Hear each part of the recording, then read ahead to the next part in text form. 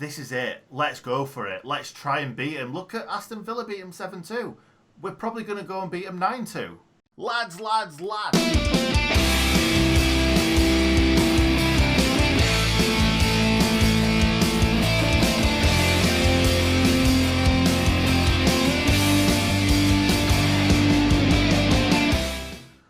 Lads, lads, lads, welcome back to another match preview. It's Liverpool against Sheffield United at Anfield on Saturday at 8 p.m, not on Sky Sports or BT, which is really, really annoying me because we're not going to be on Sky a lot this season. We're going to have to pay lots of 15 quid or watch a lot of illegal streams, shall we say.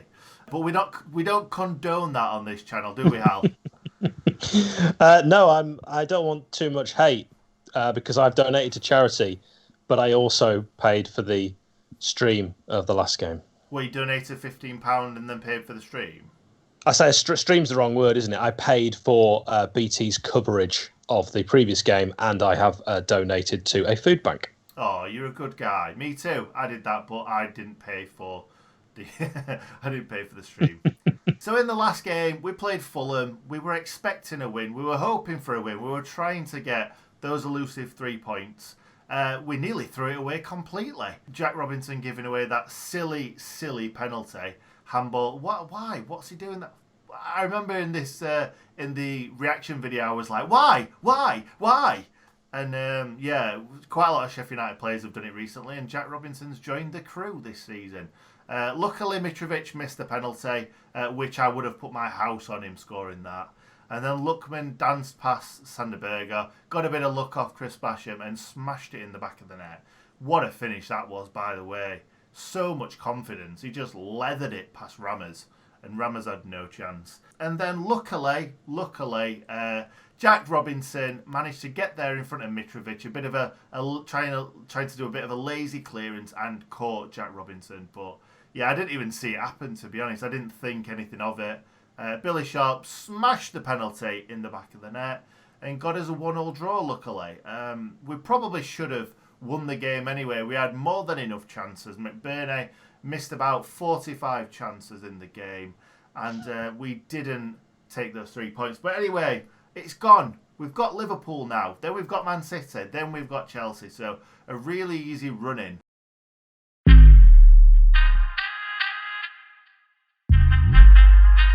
So last time out now, and we lost 2-0 against Liverpool. In my opinion, we were pretty poor. We barely got in their half. May have had a shot or two, but Hal knows all about it. Done all the research, so we'll move on to Hal. Go on, Hal. Tell us what it's all about. Nick, it was one of the most disappointing games of our very good campaign last season. 2-0 at Anfield. 4 minutes in, Mo Salah scored. Mane scored on 64.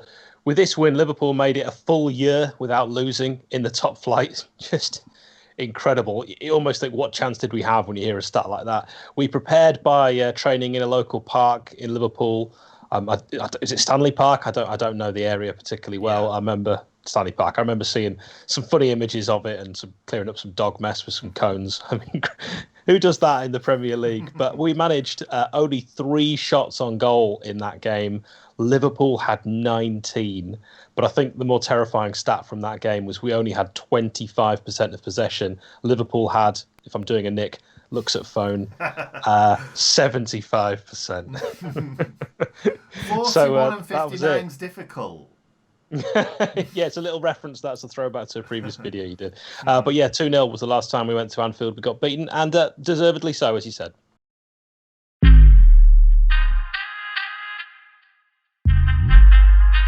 So now onto the Blades team. We know that Jack O'Connell isn't going to be fit. He's not going to be fit for a good few months. Fleck, I believe he's going to be out for about 6 weeks, something like that. Lys Mousset is obviously still out with a toe injury. I remember you, Hal, before the start of the season saying that, he's just down with his little toe or something like that. I was really hoping you weren't going to remember that. He got trodden on the foot, and he's wearing these soft new football boots that Wilder's not a fan of, and it's ended up being a much more serious injury than either of us, in my defence, initially thought. That's true. I think Chris Wilder probably thought the same as well. Also, we're a bit unsure about Max Lowe. He took a bit of a clattering against Ruben Loftus-Cheek. He is a huge unit as well, isn't he, to be fair?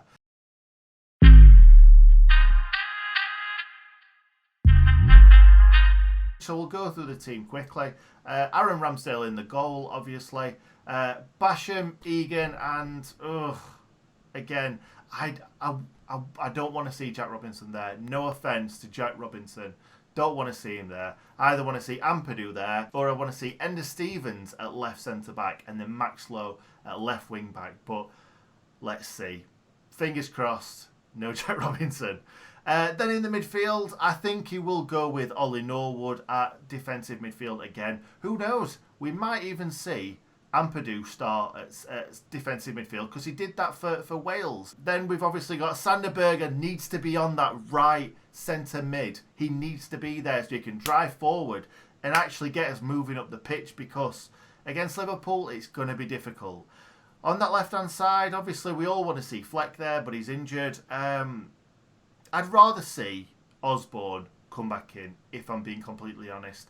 Not a massive Lundstram fan anymore. I don't think he's been great for a while. So I'd like to see Osborne on that side. I think it's going to be a difficult game anyway, so maybe someone who's a little bit more defence-minded on that left-hand side. And then up front, Rhian Brewster.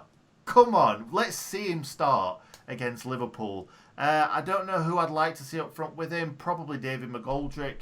I thought Ollie McBurney were pretty poor against Fulham, but it could easily be the same two that started. It could be Ollie Burke. Who knows? We don't know what Chris Wilder's thinking. He might even play Ollie Burke kind of up front on his own, as high as possible, like he did against Arsenal, and then David McGoldrick a little bit deeper. Now for some opposition team news, and Hal spoke to his good friend Chris the other day from the This Is Anfield website, and obviously Hal's going to tell you to go and watch that video. But for those of you that don't want to go across there right now, you want to keep on watching this video, Hal is going to go through some Liverpool team news right now. Well, Adrian is going to play in goal, which is a definite bonus for the Blades with their regular goalkeeper. Alisson definitely out.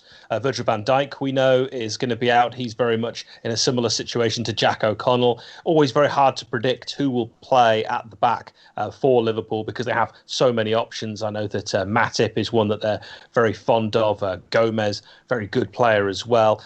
They have such quality right across that back with Trent Alexander-Arnold and Robertson as well. But Chris Williams did allude to the fact that Jurgen Klopp, because of Liverpool's game against Ajax in the middle of the week, could actually rotate his squad quite significantly. And we could see players for Liverpool that don't always get a game. They've got a tremendous number of youngsters like Williams that could come in and actually get game time. The new Greek left back as well could play instead of Robertson. So it'd be really interesting to see, and could be a real benefit for the Blades if that is the case, unless too many of them are out to impress. James Milner also likely to get a start. Jordan Henderson, Fabinho, I can never say his name right, who's played at right back for his national side, can play at centre back as well as central midfield. There's Minamino, Origi. There'll probably be a chance to rest one of those three strikers that almost always play in Firmino, Salah and Mane. One of those will probably be left out. So those could all be positives, and we've got to try and take positives when you're facing a juggernaut like Liverpool, who also might be tired. This is probably the best time to play Liverpool, isn't it? All season, I would probably say. Saying that, Van Dijk will be out for a very long time, and Alisson's going to be out for a while. But this is a great chance. They've got Ajax midweek.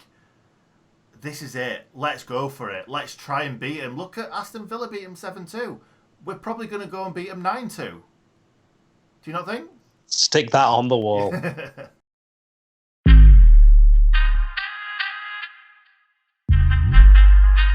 So now we're on to score prediction, and I was going to go 2-0 Liverpool, 3-0 Liverpool, until I watched Hal talking to his mate Chris, and it just gave me this sense of positivity. And I'm going to go 5-0 Liverpool. No, I'm joking. I'm going to go 1-1. 1-1. We're going to score. They're going to score. We'll get a point. I'm going for it. So, Hal, what about you? Well, in that must-watch video, which we've teased ahead now a couple of times, I said 2-1 to the Blades, which is, highly unlikely. We've done it 2004 with Jostein Flo, but that was many moons ago. Can we do it again? Obviously, I believe we can. It's going to get to a point where I'm going to have to stop predicting Blades wins every game. So this might be the last time I do it, but that's what I'm saying.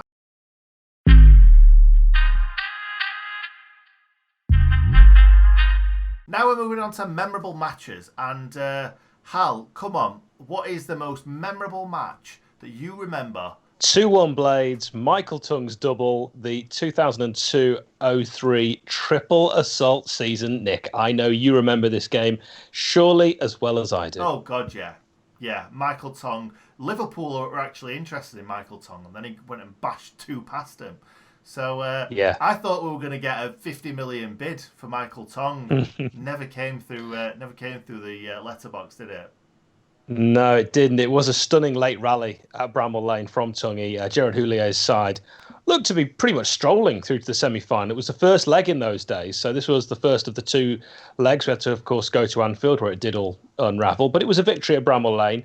Neil Mellor, who's got his Wednesday connections, he put Liverpool into a bit of a deserved lead, really. Tongue equalised. We had to wait till the 76th minute, and then he repeated the punishment 6 minutes later. And actually, I recall Tongue not playing particularly well. He hadn't had a good game, but delivered when it mattered. And as you say, Liverpool had been linked with Tongue all season, and Tongue was able to create space cleverly and then beat Chris Kirkland, who also eventually would go on to have Wednesday connections. And it was interesting, it was a right-footed strike, that winner from Tungy, and he was often played on the left, even though he was right-footed. But speaking of left, Liverpool left Owen and Heskey on the bench for that game, thinking it would be a nice, easy victory at little Sheffield United. Wasn't to be.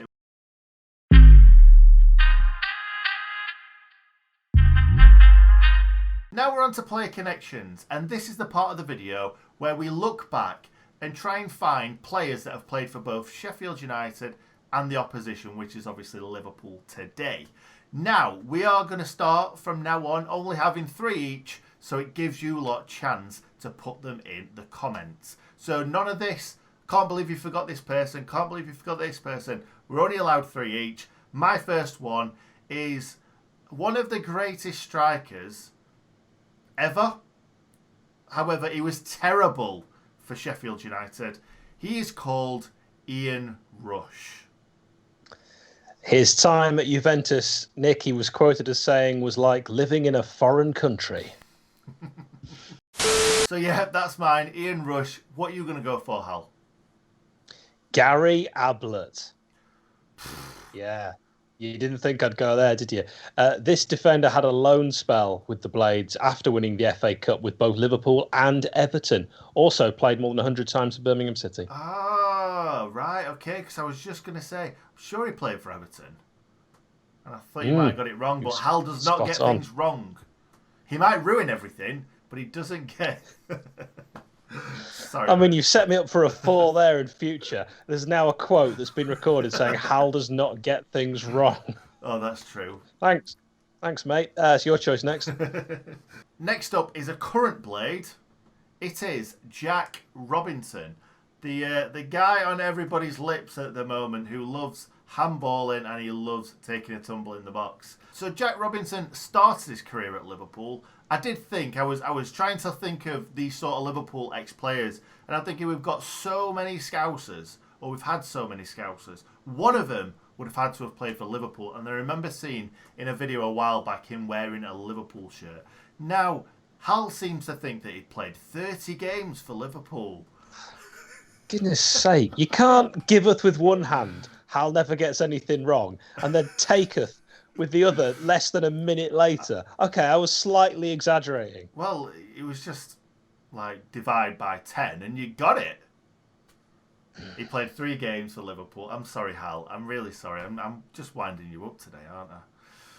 I didn't do well there. To be honest, I'm going to have a quiet word with myself afterwards because I should have done better. A bit like Jack Robinson will have said after he gave away that penalty. He's good with his hands, great at throw-ins as well.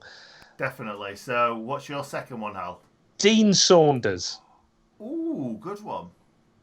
Yeah, because he scored one of my favourite ever goals. That goal that was a throw-in off Musselwhite, the Port Vale goalkeeper's back, and then curled in the Cop end at Bramall Lane. A £2.5 million move. was once a British transfer record for Dean Saunders, who, of course, represented Aston Villa, Galatasaray, Liverpool, Derby County, Swansea, I think, and the Blades. And my final one, Hal, is a really, really good one, in my opinion. A really bad player, but a really good one that I've just found from the back of my brain somewhere. John Newby. He played one game. Spectacular. One game for Liverpool. One game.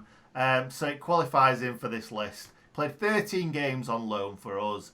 What a terrible, terrible player. It's one of them that you get from Liverpool or Man United or whoever, and you're like, oh, he must be good. He come through the Liverpool ranks. What a terrible footballer. Yeah, and in that vein, I mean, he could still prove us wrong and become a good footballer. Liverpool's youngest ever goal scorer, Welshman Ben Woodburn. Not really got anything to say about Ben Woodburn other than he is a terrible footballer. I think I haven't really got anything to say about Ben Woodburn. Sums up his time with Sheffield United. Yeah, absolutely. And the amount of Liverpool fans that said that Chris Wilder was a dinosaur, playing dinosaur football, because he'd rather have Mark Duffy than Ben Woodburn. Who is he? Is he playing for Oxford or is he back at Liverpool now? I remember seeing him playing for Oxford, and then I remember seeing him on the bench at Oxford. So if he can't even get into Oxford side, how is he going to get into the Liverpool side? And how would he have got into Sheffield United side last season before last when we got promoted to the Premier League? Anyway, we'll move on from that. He's played at Blackpool now. Thanks, Google. Blackpool. What division are they in? Back to Google. So thank you very much for watching this video. Hopefully we're not going to go downfield and get absolutely smashed. Hopefully we're going to get something from the game or even score a goal. I'd enjoy scoring a goal at Anfield. It hasn't happened for quite a while. Thank you, Hal, for being here as always. Thank you, Nick. I just want to add at the end, because I know my wife will be watching this, trips to Anfield, sadly as fans we can't go, but hold a special place in my heart because 2007 February, after we got hammered 4-0 by Liverpool at Anfield, I met my wife after the game and we've been together ever since. Oh, that's lovely. That's a great way to end the video. Thank you very much. And what do we say, Hal? Stay in good, Nick. Yeah! Look at that ping from Norwood. Makes other teams look no good. Yeah. We've got a team full of leaders. Alan Hill, Chris Wilder taught us. Right. Yeah, there was us on the tour bus. Yeah. Look how many goals Billy scored us. It's beautiful downtown Bromley Lane. We are the boys from Shore.